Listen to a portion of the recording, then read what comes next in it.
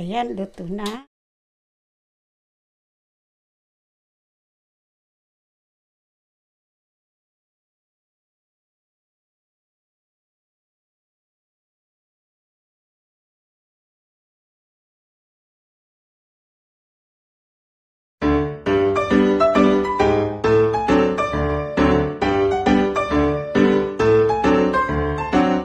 Hello po mga kakunyang, welcome to my channel, Kunyang Family and Friends. Sa ngayon po gagawa tayo ng fragrant rice flower pots. Ang mga sangkap na ating gagamitin ay 1 cup sugar, 1 and 1/2 cup rice flour, 1 cup milk, 2 teaspoon baking powder, pandan flavoring, green food color, and vanilla. Simulan na po natin ang paggawa ng ating fragrant rice flower pots. Paghahaluin po natin ang asukal,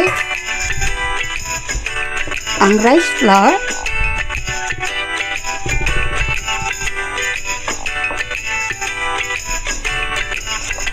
baking powder, and ang gatas. Ngayon po, ihalo natin siyang maigi para magkaroon tayo ng soft butter na result.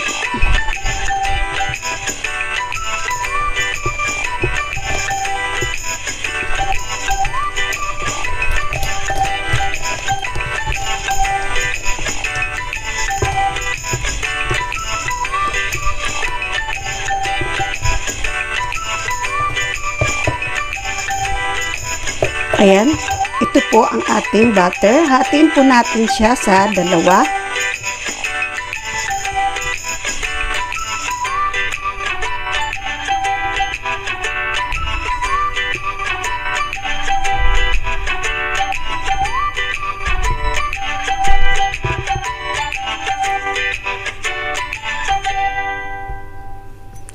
Ngayon po sa isang portion, maglalagay po tayo ng 1/4 teaspoon ng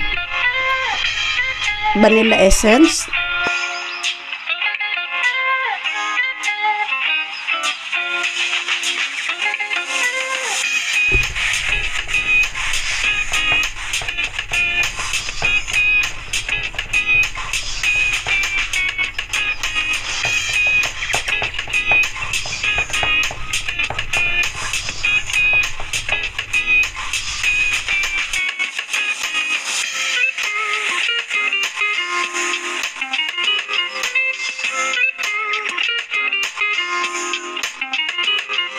dito po sa isa maglalagay tayo ng isang kutsaritang pandan flavor.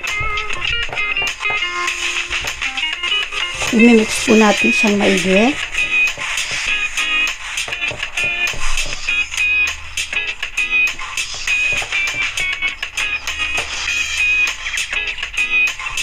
Magdadagdag po ako ng isang drop lang ng green food color. Yan.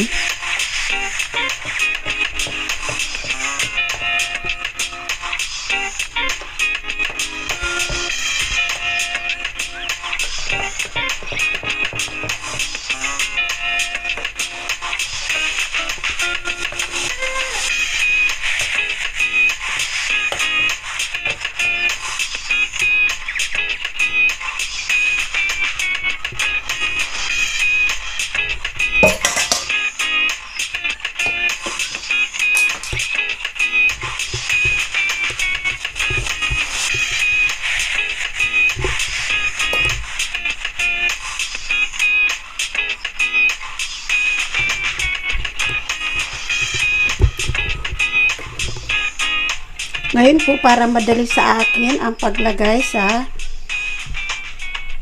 molder, nilipat ko siya sa base.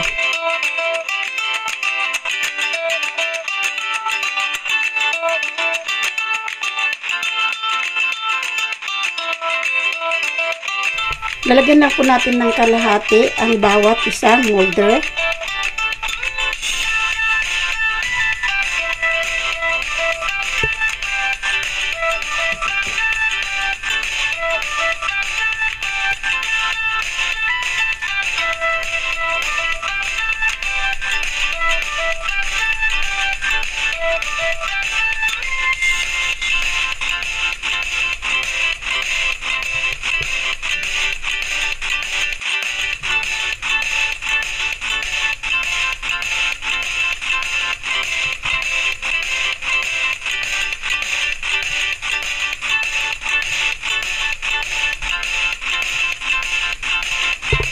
Habang hinahanda po natin yung ating butter kanina, nagpakulo na po ako ng tubig. So ngayon ilalagay na natin yung ating butter sa tubig natin na para steam siya ng 10 to 15 minutes.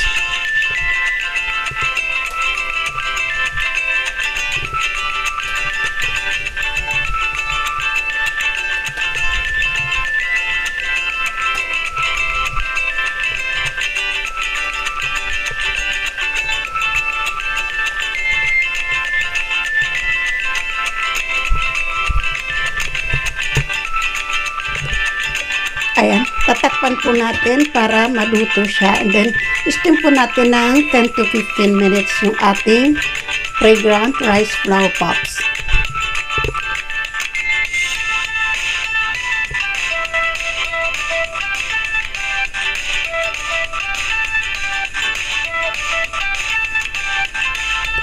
Ngayon naman po habang inaantay natin maluto yung una nating sinalang, ihanda naman natin yung natitira pa nating butter.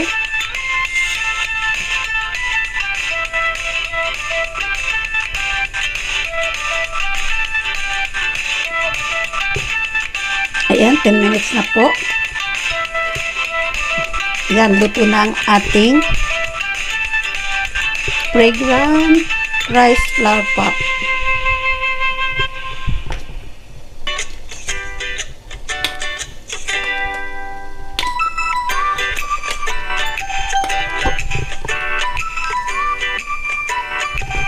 Yan po, ilalagay naman natin yung second batch.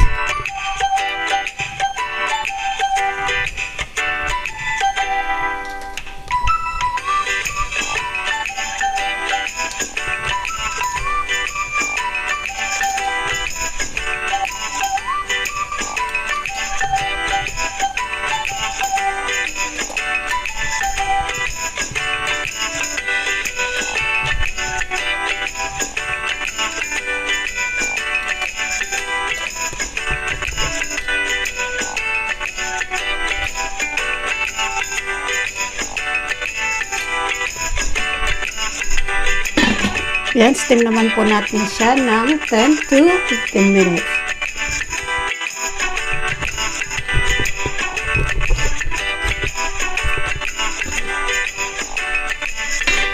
Ayan, luto na ang ating fragrant rice flour pop.